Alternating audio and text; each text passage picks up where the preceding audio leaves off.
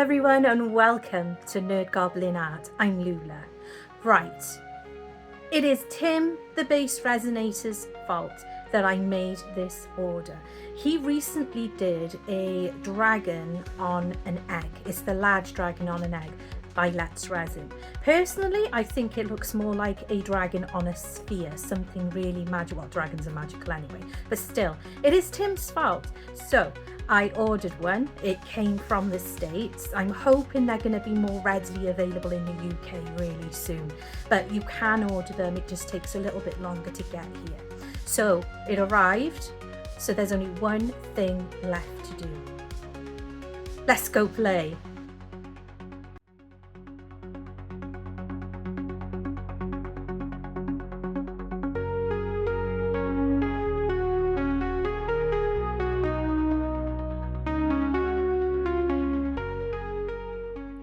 So here we are. As I said in the start, I ordered this large dragon mould. It is a really good setup actually. I've never had a mould before that's come with this kind of information. It comes with housing and the instructions on how to put it together. And it's even telling us where the problem areas can be to look out for any bubbles, and how to demold it in a better way. So that's really good information. So fresh out of the packaging, and just a little look over, it's always worth checking your new molds over to figure out the size. You know, obviously it says the amounts on these Let's Resin ones, which is awesome, but check for damage as well.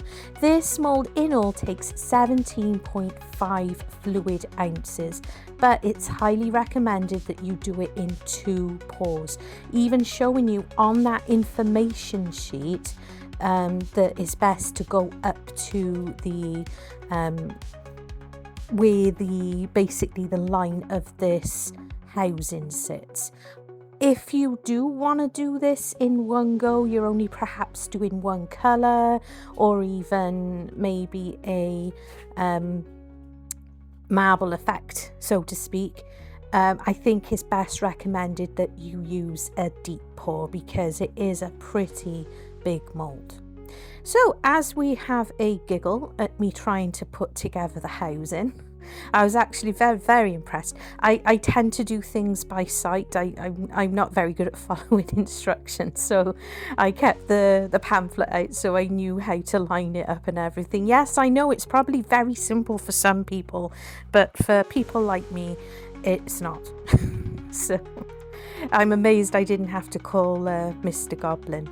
It does say on the information sheet as well that if needed you can use a soft mallet just to ensure that those pieces are all in place. My only thing is, in the picture it shows you that the dragon sits in the one way showing you on the picture, but it doesn't, not for me anyway, it didn't do that in person. Although I might have put that round the wrong way, now that I think about it. Yeah, it's possible. So there we go. It fits nicely. The 2 parts sit at the side and then he rests on the housing. You can see why. There was a bit of an issue with the yoga turtles I recently have, and they overbalanced a bit. So you could see that plainly this guy would, because this, you know, it's called an egg, but to me it's more like a sphere, and that's how I'm treating it. I was just looking to see if I could turn it inside out to get down to the dragon for any burnishing in. I did try, and I tried a second time, but it really wasn't gonna have it. So I just had to think on how I wanted to treat this make. Now the tail of this dragon loops around. See there? It comes around where the egg, so to speak, would be. But I want it to be a specific kind of make, because as I say, I'm treating it as a sphere for this particular occasion. So I'm just thinking. I'm thinking while I'm looking at this mould. I bought this mould, by the way. It wasn't sent to me. I've pulled out Manticore from the Tiny Turner. I ordered these via Wendy at Toonpish Crafts, and I highly recommend them. Yes, they're a little bit on the pricey side, but they go an incredibly long way, and you won't find, I personally don't think you'll find better than this, honestly. So because I can't get right down there, I decided to let it work for itself. See, the static on these moulds is insane, and as you watch there, I hold it in with the tweezers, and then these foils, they're basically like little foils, aren't they? They're just gonna land where they want to land, and you know what, I'm happy with that. I don't want them on the base of the mold, but it's really easy to clean up. That is one thing I will say as well where these flakes are concerned. The Tiny Turner ones specifically, I've used other brands and other kinds, and they do not clean up easily. These do. The Tiny Turner ones clean up beautifully. Yes, and it is gutting that it does feel a little bit wasteful, but you can't help the static of the silicone molds. But there we are. I'm making sure not to clean up where the foils have landed in the tail or the feet, because I want that to continue on this.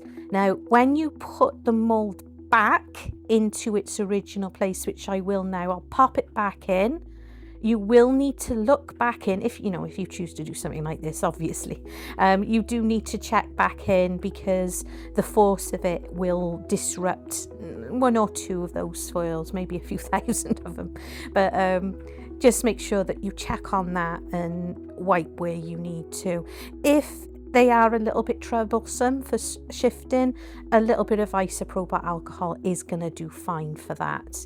So that is fab. And yes, I made a mess, but it's fine. Everything is fine. Everything will be fine. The next thing I'm going to do is get some resin ready. Now, the mould as a whole takes 17.5 fluid ounces. So it's a bit of a guesstimation game, really, because it doesn't give you the actual, the dragon piece takes this much and the egg piece takes that much. It doesn't tell you that. It doesn't. So I guesstimated, and I decided to make up, I believe I made up 6 fluid ounces, which I have split, and I'm using my black mica powder. It is listed below. I do purchase this from Amazon, but when I checked yesterday, because I need to order more, as you can see, it did say it was currently unavailable, but hopefully it will be back in stock soon, because it is a fantastic black. And to this, I'm going to add some Super Sparkle White. Now that is from Mini Scenes GB, and again it is listed below. And I'm adding a nice amount in here. I'm not being shy with the amount. Now I've split them also into 2 cups, because this is going into my debubbler. And that's because this mold is pretty detailed. So I want to use all the tools I have available to ensure that I get a really good demold. So really well and stirred up. And the second cup as well. You split them because if you have a debubbler, it's in the word debubbler, it bubbles up. So if you have too much in your cup, it could overflow and make a right old mess in your debubbler machine, and it can be a waste of resin. Nobody wants to do that. So I put it in my debubbler for around 5 minutes. I do find with the Resiners newer model, I've never had to go beyond 5 minutes, which is awesome. And there we go, they're nice and clear. And I have also, by the way, from Resiners, I have been checking this machine out. It is the Air Pro, and it's currently on green. You could see some numbers there, and that's even having the resin out and stirring it, because obviously it's not releasing those toxins yet. But this is isopropyl alcohol, and I'm just pre-spraying a little bit down, and it'll take a few moments and the machine is gonna suddenly gear up. It sounds like a fan, basically. It just sounds like a fan. So it's gone red after I sprayed that isopropyl alcohol, and the numbers, as you can see, have gone up, and the fan is working to take out any of those nastiness that the isopropyl alcohol has brought into the air. But I am wearing a mask, so that's important to know, so it's a bit safer. But what I love is that, you know, my studio is a conservatory which is attached to my house, and within that house there are children, and there are also pets, and I can't stop my pets being in here. They especially love being around me, but all the windows are open, the back door is open as well, so it's really well ventilated. But now I've got this machine which is fantastic, and I will be doing a full review on it in the next couple of weeks, because I wanted to have a really good use of it before actually talking about it properly. So I've put in so much of the resin, and what's really cool about these molds is you can really get a good eye on what's going on, because how nicely transparent they are. And where I've poured the resin, I could see that it wasn't making its way down into the horns of this dragon. And I could also see some bubbles like in the mouth area, even though the resin was poured in and I'd given it a squeege and a squelch. Those are real words, by the way. It wasn't quite getting in there, so my silicone tool to the rescue, and I'm making sure I'm getting that resin to follow in and go into those spaces. It is really worth paying close attention to these areas. That pamphlet that came with the mould, it really does point out where you are going to get some trouble areas, and I think that's really useful, because then you know where to concentrate a little bit. And I'm taking my time with this as well. If you're going to be doing this mould and you're going to do 2-part like me, because I'm using Apex Epoxy 1:1 resin, you do have 25 to 30 minutes work time.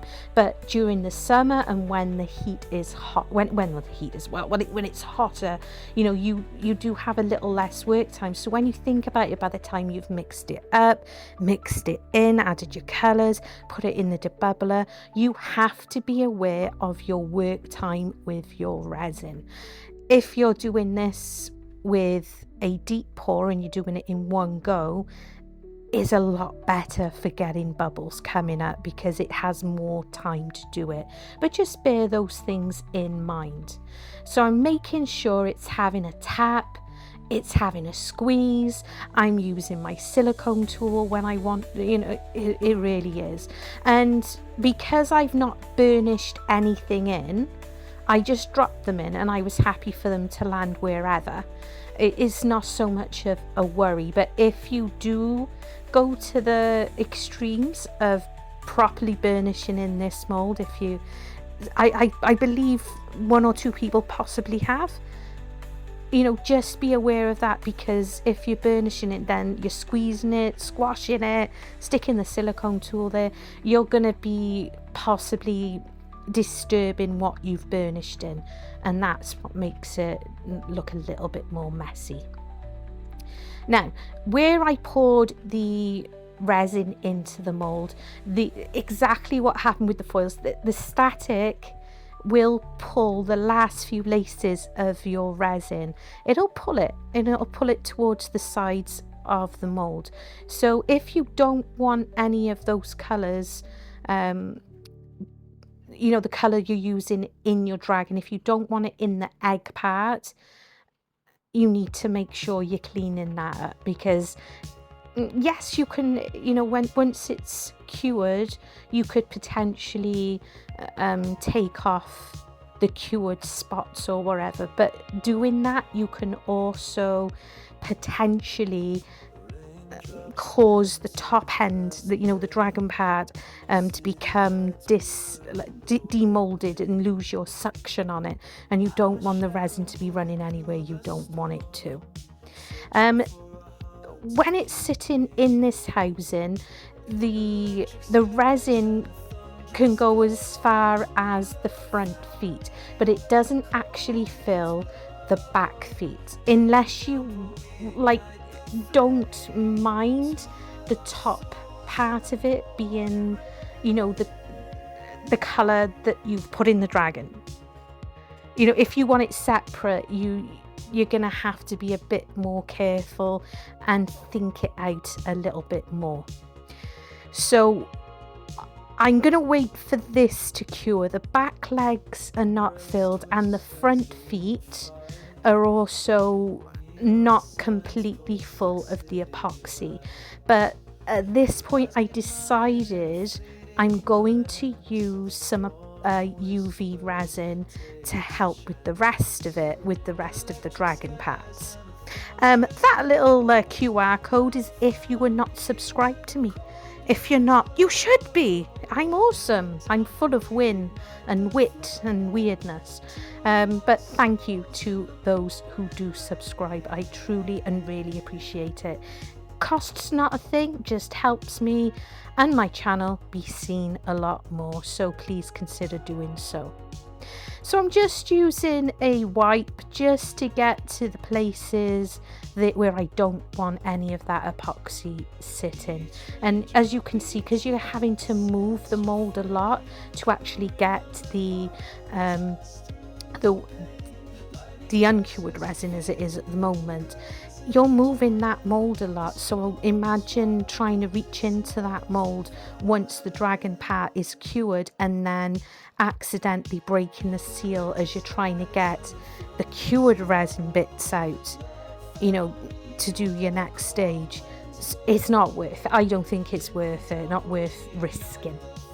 So I'm going to leave this to cure. I am going to be keeping an eye on it for a little while, just to make sure I'm happy with it. I'm checking it out. I'm, you know, eyeballing it from the desk. My desk is up high for me today, so I can actually still see the dragon part of it really well.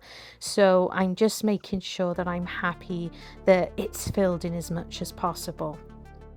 So this is later in the day. I did put my mat on because, you know, I'm impatient, but I'm also aware this is probably going to be a two-day job.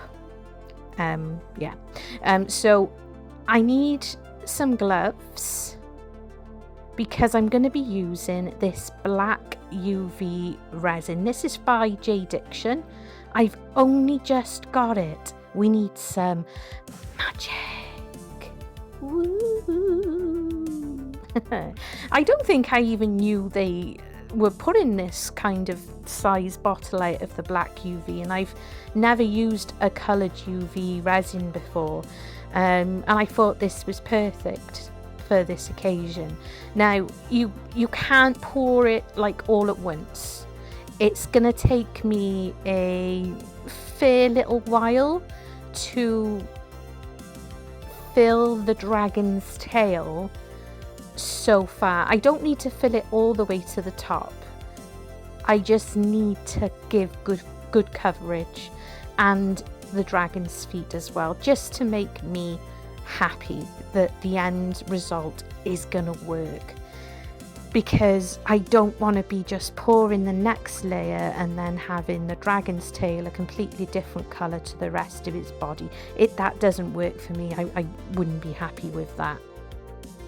So I'm using my UV torch just to make sure that it's not gonna, that bit of UV resin's not gonna be going anywhere.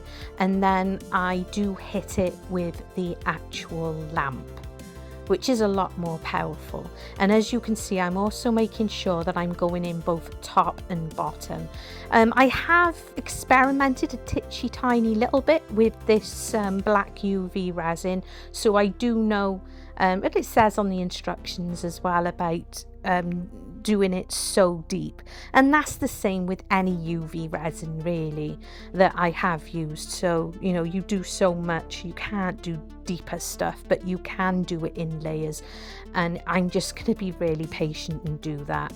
I'm also using a long neck lighter and the silicone tool, because this part of the tail where it comes around does have spikes, so using the tool you can just dip down in there and encourage any bubbles and make sure that that resin is going down into those spaces.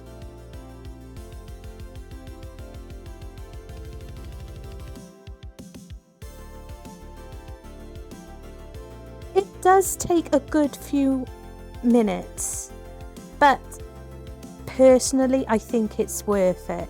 I made sure to get into the back feet as well as the tail, and I also filled in the front feet a little bit just for that bit more. So I've pulled out the crushed crystal for this part, and once again I'm trying to guesstimate the amounts, but I did fluff up. I think I was around, I want to say around 4 fluid ounces short, but we all know, if you've been with me a minute, I do have dyscalculia, so sometimes I can work things out pretty well, and other times, like this occasion, I did fluff up, but that's fine. It all works out because I didn't want it all the way full, but I definitely wanted it a bit more full than I did make it on this occasion, but that's fine. Once the camera, once I'd finished filming, I just topped up the clear UV resin with a little bit of the crushed crystal, just so I could ensure that it was good. So I'm splitting the resin. It looks black in there, it's not. I just reuse my cups a lot. Now this is dark matter. Again, it's from the Tiny Turner. It's one of the ethereal ones, and it is absolutely stunning. You've seen me use it before. I want to do the flash effect, and it is such a lovely, cool effect. And I thought, when I saw this dragon, I was like, I gotta do that with this dragon. It's not an egg, it's a sphere, so there. And I'm gonna go all crazy. Woo! We're gonna also put in some nebula. Now watch when I put it into the cup. You just see these colours, and I'm just using a tiny bit. It's an expensive, it's expensive stuff, but it's so worth it. It is so worth it. So with the dark matter, you've got like the blue, and with the nebula, there's more of the pinky. But when you mix that up, it's like boom. There's just a galaxy in my cup, and it is absolutely gorgeous.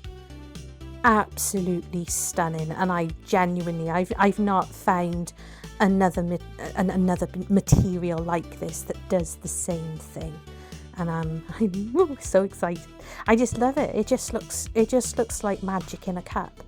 It really does. You could look at it for ages. Just let it, you know, cure inside the cup like that, so I can just keep looking at it. So I'm leaving this part to warm up in the cup. The way this works, it was kind of something I believe that Daniel Cooper did, and then Wendy at Toonpish Crafts altered that a little bit. I can't remember what I can never remember the name of techniques. You know I can't. Yeah, it's just not in my brain. It's just not there. So basically, I'm filling up the space with the resin with just the crushed crystalline. And what I do, meow, hello. And then what I do is I want the resin with the dark matter and nebula, I want it to warm up, and I want it to get into its 30s at least. And what that does, once you pour it into the resin that you already have, it suspends it more. So it doesn't just go everywhere. So I want it to sit more so in the middle, and I'm going to kind of swirl it there as well.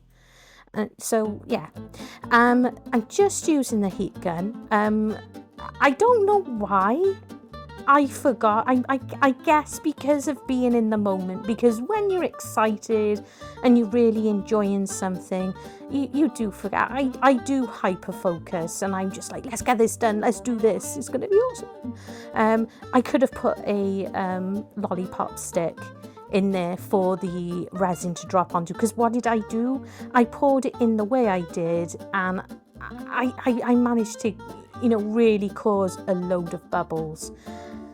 And that was just a bit of a pain in the bottom. But at the time, I just completely forgot of the existence of lollipop sticks for pouring in things like this, because, you know, when you're pouring it in, you know, you are going to cause some bubbles. And I think I was getting a few little bubbles, a bit of those stinky bubbles, trying to hold on to where the dragon actually is as well. And I just want it to be awesome. I really want it to be awesome.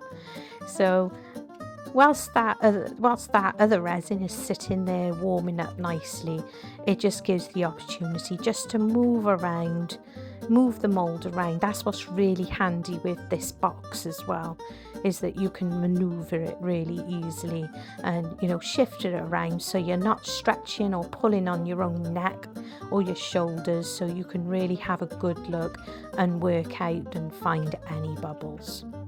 And I'm just using a probe temperature thermometer, and that is just to check that it's reached the temperature I'm after. And on this occasion I wanted it to get into its mid-30s.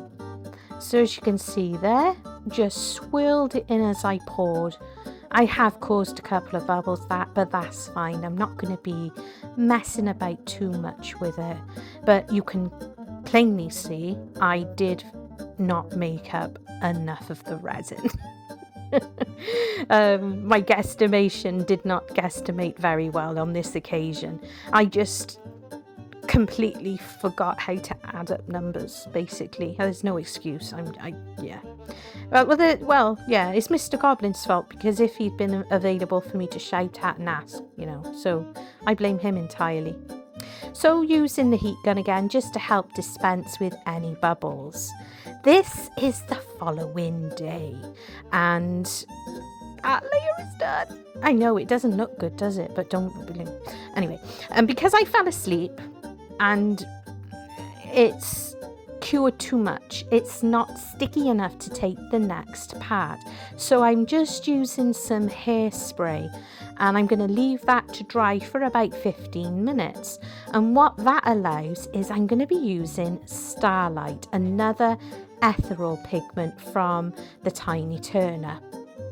And this means once it has dried up, this is what's going to give me my flash. And putting that hairspray on there and letting it dry up a bit, it allows for this to happen, because without it, it just wouldn't stick. So that's a really good hack. First saw it on one of Daniel Cooper's, and I bought hairspray just for this. I don't use it myself. So the last layer was just black epoxy. Box is done. This is done. Now, I am not going to lie. I was concerned at this point. There's a lot of white along that spine. And I'm not going to lie again either.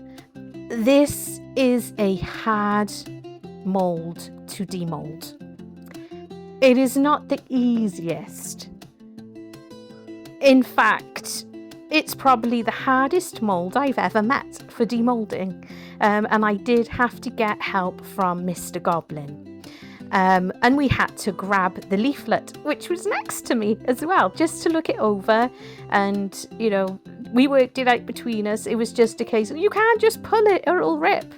You know, I got Mr. Goblin to come over the other side of my desk, and then I panicked. I was like, no, you can't pull it like just like that. It'll rip. So, you know, I got hold of the leaflet and handed it to him. And while he, you know, said to me, you got to come over the nose, the wings are the last. You know, we managed to get it over the nose, over his head, and then we swapped sides. And I managed to get it over the wings. And Mr. Goblin got to have a proper look at it before me. And I think that's terrible. He was like, ooh, look at that. I'm like, give it here. But check it out. I'm in love.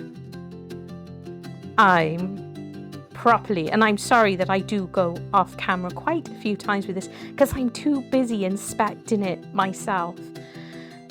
Look at it. It's magic. It is absolute magic.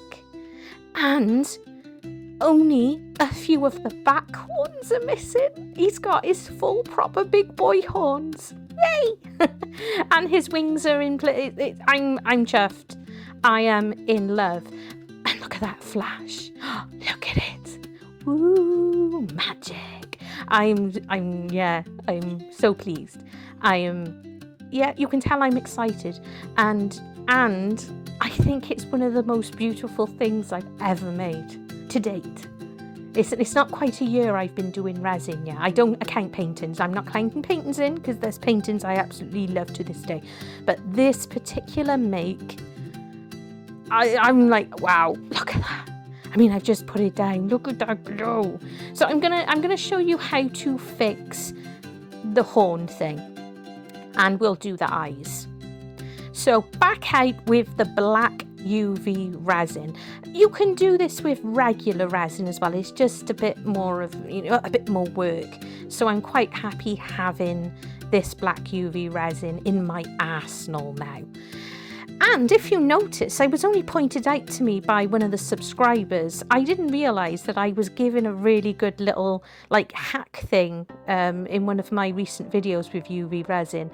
I often use the lid of the UV resin to pop on top of the blobs that I like to put on my silicone mat when I'm working with it. And I also use like an old hairspray lid as well when I've got bigger globs of it. So what you just saw me do, I got my clippers out and I'm using one of my old dotting tools, and I'm just filling up the space where those little holes are with some UV resin. And then I tease up some of the UV resin using the dotting tool, and it kind of sticks to it. So all I do is use my snipper and snip it off. It just comes off the metal on the end in general, and that creates almost like a bone structure to where the horn should be. And then I just build up slightly around it with a bit more of the resin. And of course, because it's already coloured black, there's no need to have to colour it at all, which is super handy. Now, the majority of this was really good. I managed to get all of these, practically all of the horns. It was just a bunch of the back ones. So I'm trying to show you a bit closer up, and if my hand's in the way occasionally, I am trying my best to show you what I'm doing. So again, I'm teasing up the UV resin with the metal dotting tool, and then just using my snippers to snip it off, which then gives, if you look there, a tiny, very pointy, needly type shape. And then you can just go back to the UV resin and then build around that. It is the best way I have found for things like this, and it works really well. And you know, you just have to be a little bit confident. And I'm not ambidextrous. I'm not ambidextrous. I can't even say the word, so there you go. I'm not. But I do have pretty good control with my left hand. I'm right-handed, but I can do quite well with my left for certain things. You know, if you think it's going to be a bit of a struggle because it's in a funny space, you know, maybe ask somebody to give you a hand, maybe. But yeah, it helps if you're confident with using both your hands, because there, see, I've just switched over to my left, and again we've just created a little nub for placing in the horn. Now it doesn't matter if you don't get all of the mold perfect. No, it doesn't, because, you know, dragons, a fantasy. Dragons, they could have been in a battle, they could have lost a horn through a fight, anything like that. It doesn't matter. Not, I don't think it does anyway. But when you create, I wanted this creation to look finished. I didn't want the dragon to look like he'd been in a battle. I wanted him to look like brand new, like he was just looking out to the world for the first time, something like that. And you know, it honestly doesn't matter, but it's also a good opportunity to show you how to fix something. You know, if it does bother you, I just want to be able to show you how to fix it. And it is a fairly easy fix. And see there, the bit of the resin came straight off the end of the metal dotting tool. Now this is an older one, so if it doesn't work out so well, you know, there's no harm. But what I found using the silicone ones, I very often lost the ends of the pointed silicone tools, because you need to have it still sitting within the resin to get that effect. And I don't want to go breaking any more of my silicone tools, the pointy ends. That's what she said. You know, so don't, you know, just be wary of things like that. And you can use your torch, and make sure as well that you do pop it under your proper lamp, because it could still be sticky. You know, things like that happen. But I think if you put them under your lamp for a nice 5 minutes right at the end, I think that really helps.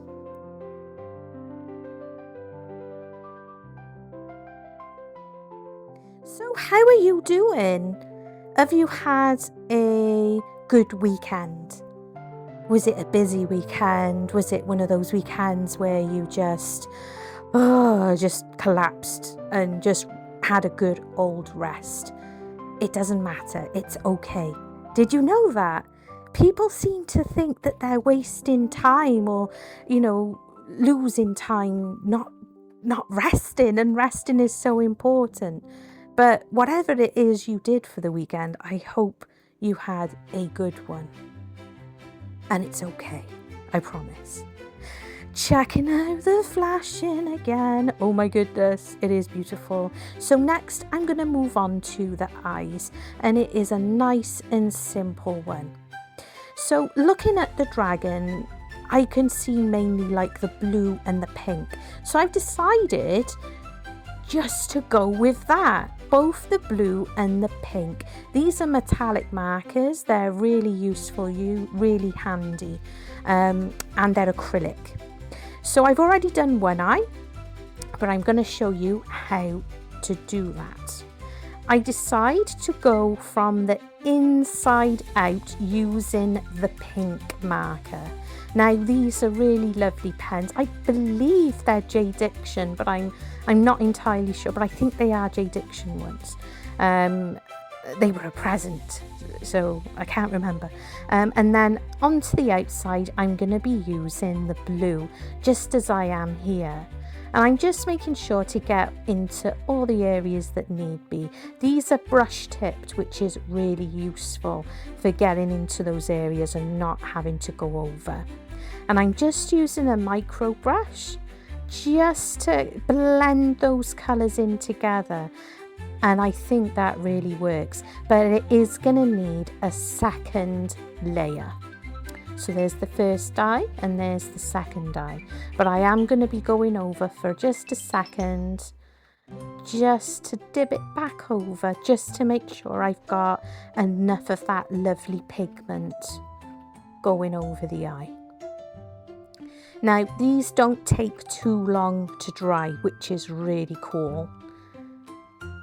And I did debate about colouring the claws on the dragon's feet, but ultimately I decided I was quite happy with them as they are. There we go, and in goes the pink. And you know, they're quite easy to blend together. So really happy with that. So I'm going to give those a few moments to dry and to have a little think, and then we'll move on to the next stage, which is going to be using black acrylic.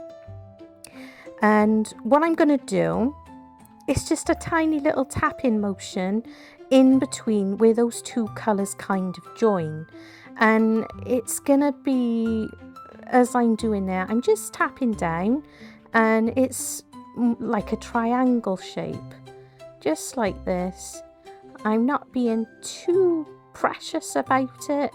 It's a small eye, it's a small space, but just happy with that, almost like the cat's eye type of thing. And this again is, it's not a white pen, this is like a pearl metallic, and just two little dots on there just to give the idea of reflection. And I think that works really well. It's really quite, it really does work with these kinds of makes. And after I am gonna give it a clear UV coating, just to ensure that it's protected, and I want it to still be shiny like the rest of the make. And again, just putting a little bit of the UV resin onto my desk. Got my top out just to cover it because it is daytime. I'm working on this in the daytime, so I want to make absolutely sure that I'm not wasting resin on my desk, that it's not going to cure whilst I'm in between using it. You can put the resin directly onto the eye using the bottle if you so wish, but because this is such, it's a much smaller eye than maybe the frogs would be, I decided just to go a bit, you know, just call it a bit safer. And again, once these eyes are done, once I'm done with the torch, it will go into, it will have a 5-minute blast with the UV lamp. And as I'm coming to the end of this creation, I am going to say this mould is a beautiful mould. Let's Resin have done it again. You know that I don't think I've met a mould that I don't love, but be warned. This is probably one of the hardest resin creations to date I have done, but look at that. It is so very worth it.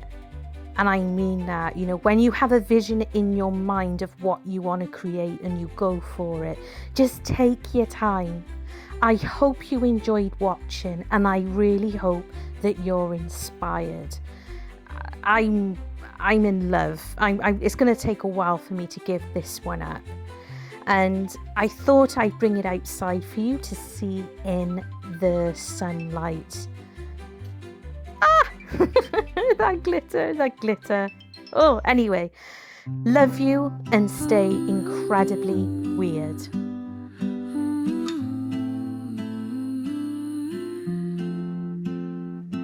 The nerd goblin whispers in my ear, stay weird, stay wild, no need to fear. She molds her dreams with resin and clay, whimsical wonders brighten the day. Stay wonderfully weird, let your colors unfold. Frogs and dragons, stories untold. Crocodiles dance in a resin sea. Stay weird, stay wild, stay beautifully free.